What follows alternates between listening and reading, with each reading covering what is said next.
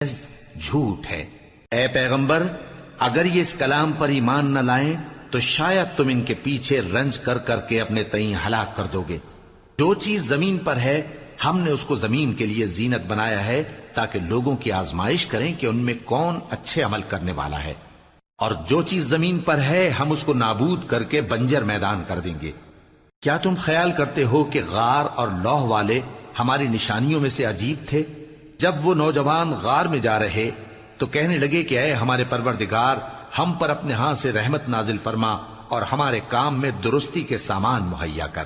تو ہم نے غار میں کئی سال تک ان کے کانوں پر نیند کا پردہ ڈالے رکھا، یعنی ان کو سلائے رکھا، پھر ان کو جگا اٹھایا تاکہ معلوم کریں کہ جتنی مدت وہ غار میں رہے دونوں جماعتوں میں سے اس کی مقدار کس کو خوب یاد ہے۔